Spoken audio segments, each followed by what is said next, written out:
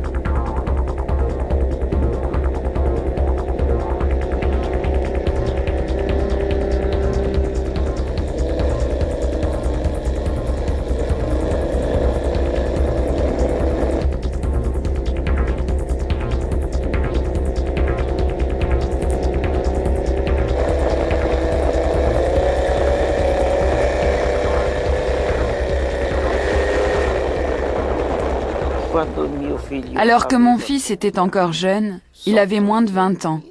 Il est arrivé un beau jour avec un bateau Ferrari qui était amarré dans le chantier Timossi. Le prix qu'il a payé, mon mari le sait, mais moi non. Vu ce que valait un bateau Ferrari, c'était rien. Et c'est comme ça que ce bateau est arrivé à la maison.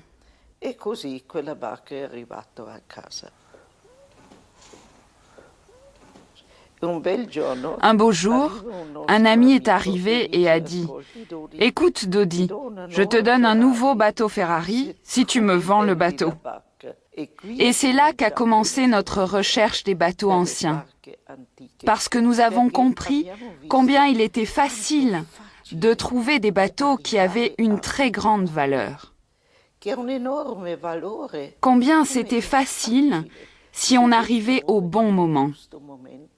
Et le bon moment existe encore aujourd'hui. Vous pouvez trouver une passion qui construira votre vie. Le monde est ainsi. Quand ton père était champion sur sa BMW 750 Sacker et qu'il n'avait pas de concurrent sérieux, il a fait sa dernière course à Abbazia et il a évidemment gagné. Et cet homme m'est resté dans le sang. Cette chose du sang, ça veut dire, quand on rentre le soir du travail, de quoi parle-t-on?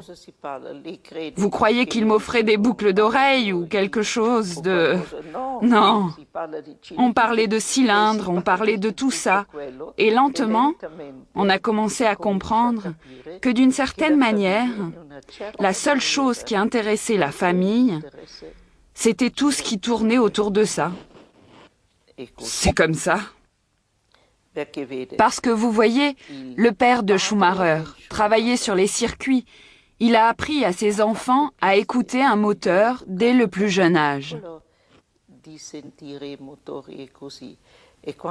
Et c'est comme ça qu'on attrape la maladie des moteurs. Les moteurs donnent des satisfactions parce qu'ils ne répondent pas. Ils sont muets. Un moteur qui marche, c'est une vraie joie. La joie de voir un objet techniquement bien fait, qui ne détruit ni l'environnement, ni l'humanité. Ce n'est pas une bombe, ce n'est pas un missile, mais c'est une chose merveilleuse, faite par des hommes qui ont fait quelque chose de très beau.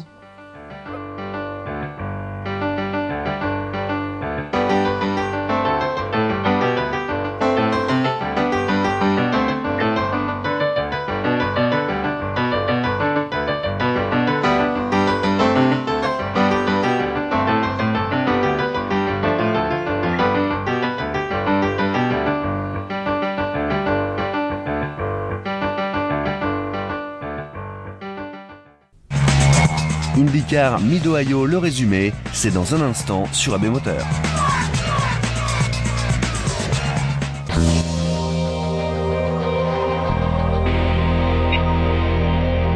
Envie d'aventure? Jouez avec Pirates des Caraïbes. Envoyez par SMS coffre au 7 12 12 pour déterrer le trésor des Caraïbes. Un coffre rempli de 3000 pièces à gagner, 3000 €, rien